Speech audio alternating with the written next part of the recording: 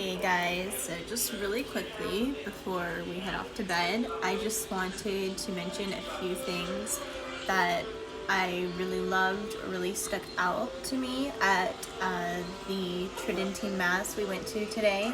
I want to give a shout out to Ashley at Mom and Through the Chaos, who offered to let us carpool with her. So we kind of only had to drive halfway since my husband has our newer car and we have the less reliable one. So but again, it was just thank you so much. We were so excited to be able to do this. She messaged me last night asking, and it had really been on my heart. It was just one of those things that with everything that's been going on, I just really been thinking I just really wanted to feel really close to God, and I thought what better way than to go to the Latin Mass. And so she yes, the Holy Spirit impressed it upon her, and I just happened to be holding my phone in my hand when she texted me, so she probably got whiplash by how fast I texted back yes, I want to go. I've been thinking about it, praying about it. Yes, I want to go. So anyway, thank you to Ashley and her family, her husband, for letting us tag along.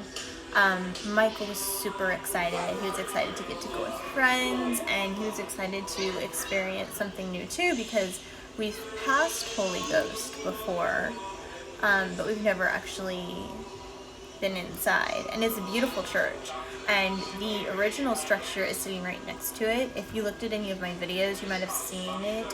The original church was built in, I believe, 1908, and the altar was actually made out of Tennessee marble, so that's kind of cool. So just a few quick things. First thing that I really noticed when we walked in is that there were a lot of young families with their young children. And so, sorry, Thomas Reese, but you're wrong. The church, and especially the young people, they don't want to see the Tridentine liturgy disappear. We want it. Clearly, we want it. And what's been so interesting, I don't want to get on a tangent, but what's been so interesting is that you actually see more and more young people going to the Tridentine or the traditional Latin Mass or Byzantine Mass. My husband's family are from Ukraine, so I've been to a Byzantine Mass before, which is, there are some similarities, some differences, but it's got a lot of the same just reverence and beauty, and people, they're flocking to it, and saying that we should just only kindly allow the older people to attend the Tridentine Mass and just make Novus Ordo the main straight across the board, and let's update it some more. Again, I'm not hating on Novus Ordo. I normally go to Novus Ordo. I appreciate that our parish does hang on to some of the traditions that I hold dear. We do have we have a rail, we have a kneeler so that you can kneel, and when before COVID we could actually kneel and accept on the tongue. I told you on Divine Mercy Sunday, the priest who's covering for ours actually allowed us to receive on the tongue, which was just awesome and such a blessing. But anyway, so that was another thing. Going here, it was just the norm. And some people were masking, some people were not. We weren't segregated. There were no signs saying vaccinated, go over here, unvaccinated, sit over here. There was no segregation. People didn't look at you funny. Some women were veiling, some women were not, and some were dressed very, very modest. I didn't see anyone dressed immodestly. So, I mean, really, if you're going to go through the effort to go to the Latin Mass, you're probably going to be dressing at least reverently. I mean, it's just if you're going to go through the effort, you're probably going to be somewhat prepared and have somewhat of a knowledge or a desire to be there and to experience it the way it should be experienced.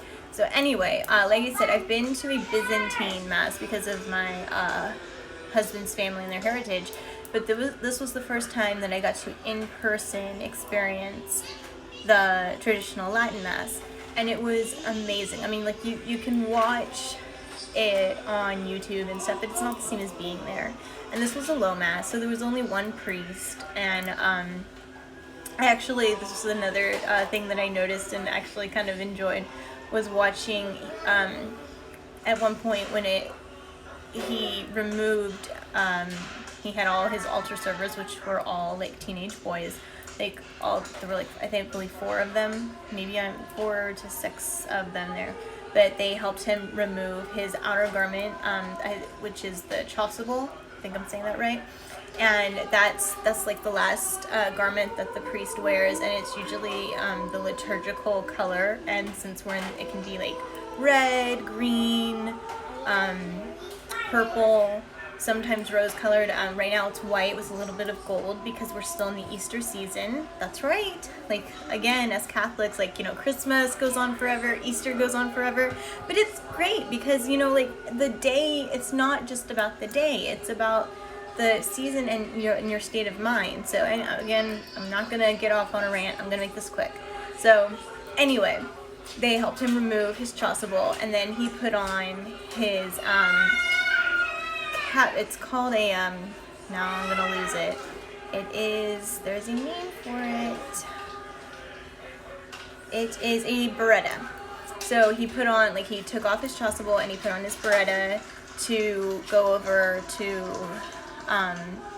read from the gospel and to give the homily, which was great. And he was just, he was very engaging. It's like, because most of this is in Latin. And again, that's not a bad thing, because whether you understand it or not, and it's amazing how much between knowing, remembering some of my Latin from high school, and also just the fact that our parish does do some Latin, and I've always tried to keep up with some of the most important Latin prayers and songs in the Catholic faith. So it was amazing how much I actually did pick up on, and my son even picked up on, because he used to help me sing. So even though it was a different tune or said a bit differently, he would kind of pick up on it, and he'd get kind of distracted, but he'd it would help him kind of zone in on what's going on now, because he's I know this word, I know what so anyway. So what the way that the Tridentine Mass is done is, again, like I've said before, is the priest is turned toward the east, and he's facing Christ the entire time. And some of what he's saying you can hear, some of it you can't. You can follow along if you have a missal. We didn't. We weren't really prepared for this, but I am planning on getting one.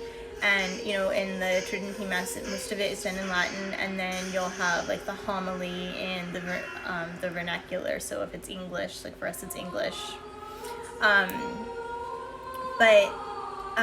it was just, and it was just such an easy switch going and then he gave his homily, which again was very funny, engaging. Again, he kind of helped bring the kids in on it, he talked about his life on the farm, his sister's dog, he found ways to, just really, I know a lot of people would think that, the Tridentine Mass would be more very just solemn, and it is, in a lot of ways it is solemn, and it is reverent, but it's not completely just starchy and so solemn that everything is there was laughter, there were jokes, and and it was really cute, and it was a nice parallel to today's readings. And so then he, when it was done, he went back, and again, he took off the biretta, he put back on the, his outer vestments, the chasuble, and continued on. And then another thing, like I said, there's a lot of younger families, and you had kids, you had some moms and dads, which I love. I always love this. I mean, like, what woman doesn't love seeing dads, like, walk around bouncing the babies and stuff? But you saw that, like, on the sides of the church, there would be dads just kind of like going up and down the side, and nobody cared. Like, it didn't bother anyone. That they're just kind of bouncing the baby to keep them, like, happy, so they could still be present. Some, went to the back, whether they had to nurse the baby or the child got a little too rowdy, but some, there was a lot of noise. Like, that's what's really funny, is there was a lot of noise as far as children, like talking, or, just doing the little things that kids do, because, the mass is a little longer, so yeah, they get antsy. There's times where, Michael's sitting there and he's actually kneeling and he's got his little hands folded in prayer, and there's times where he's kind of getting a little rowdy and loud, but, it didn't matter. Like, the priest was still doing his thing, and most people were just still in their, like, I don't know if I just should say bubble, but, like, they were just focused on what was happening in front of them, or they were praying, or, it was just so, I loved that, because, at the ordinary mass, the priest is facing towards you, and, and closer, and again, I'm not dissing it, because there are merits to the Novus Ordo. I mean, obviously there's a reason that they made some changes. My biggest thing is that I don't think that one should trump the other. I'm not saying that one is necessarily better than the other. I might personally have my own personal feelings about one being better than the other, but I don't think that overall one is necessarily better than the other, and I don't think that one should disappear. I think they should both be left alone. Leave them alone. Let them be what they are, like, that's, again, I've said before, the dangers of making the Tridentine, the extraordinary form of the Mass, disappear and going all Novus Ordo is, we're already seeing that, is that there can be a lot of, we're starting to see some irreverence, and we're seeing the focus being taken away from God. Now, as long as a Mass, has the Eucharist, has the liturgy, has, the reverence, then it's valid. But, and as long as it's being held by a priest or an ordained deacon, like, it is valid. But there are so many things that you lose. So again, we were at a low Mass. So, but still, there was still incense, there were still bells, there was still just, again, we're in this beautiful old church, because, like I said, the original was built in 1908. The newer one was built in somewhere between the 1920s and 1940s. I'd have to look that up again, but I had done research on it before, because again, I thought it was such a beautiful church. But it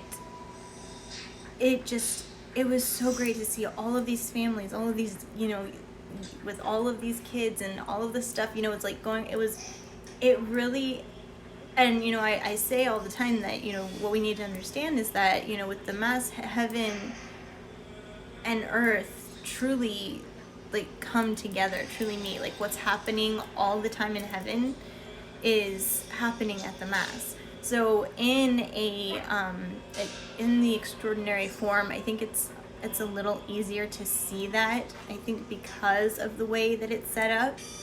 And, I snapped a couple pictures. Like, I snapped one picture right before we went in, and then obviously, like, after Mass was over, I, like, took a picture, so you can kind of see how the setup is different. And if you, like, aren't really familiar with all of the differences, you can go look them up. I'm not going to get all into that right now, but it really kind of brings you in, and it's easy.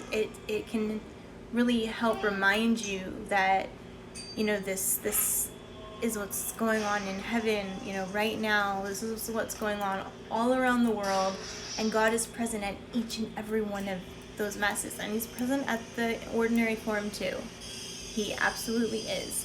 But it was just, again, just so beautiful. And when we went up to receive, again, it was just, everybody received on the tongue, even if they were masking. Like, they just pulled their mask down, they stuck out their tongue, they knelt, they stuck out their tongue, they received, and they, you know, went on. Like, they were sanitizing their hand, the priest and the deacons were like sanitizing their hands in between each time. But it was just the norm. Everybody walked up again. Nobody's like looking at anybody weird. It's just everybody goes up, they kneel, they receive, and they go back to their pew and kneel again. And it was just so beautiful, guys. And it's hard to explain without, you have to be there to fully get it.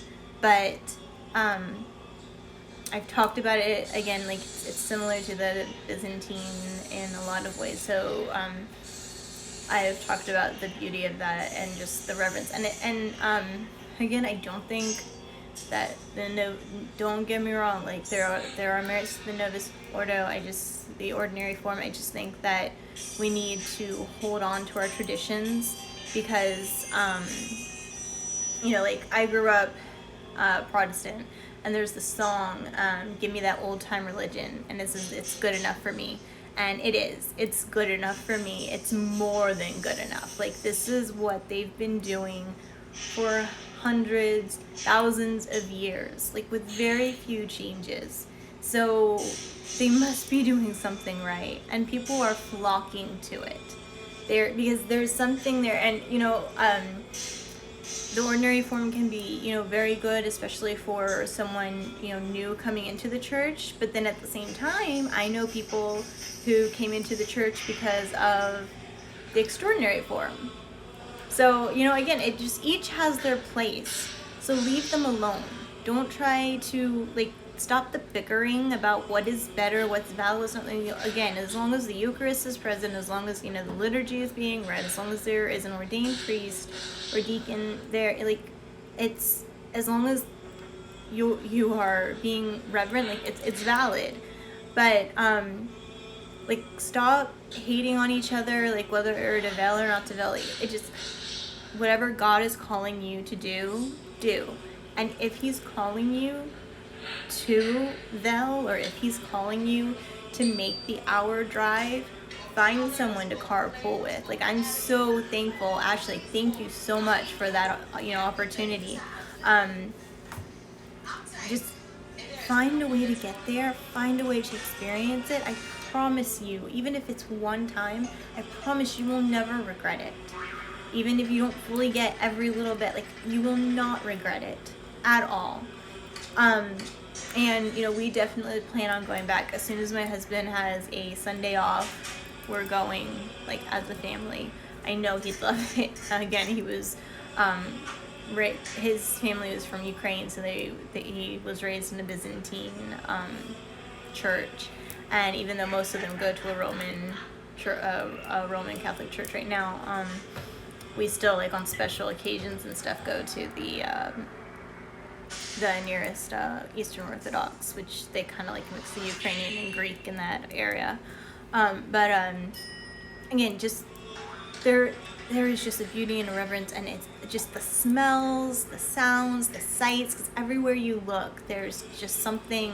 You know, it's like, again, for the kids, like, everywhere you look, there's the stained glass windows, there's, you know, icons and images, and it's just beautiful. So just go and see for yourselves. And that's like really how I should finish this, is go check it out for yourselves. You won't regret it. And don't, like, worry about not knowing every little thing. Just, you know, the people around you probably get it, just follow along with them. But just sit back and just enjoy Jesus, because that's what it's really about. And it's never more clear than at a Tridentine Mass. So, like, just go and enjoy Jesus. So that's it. I'm done. God bless you guys.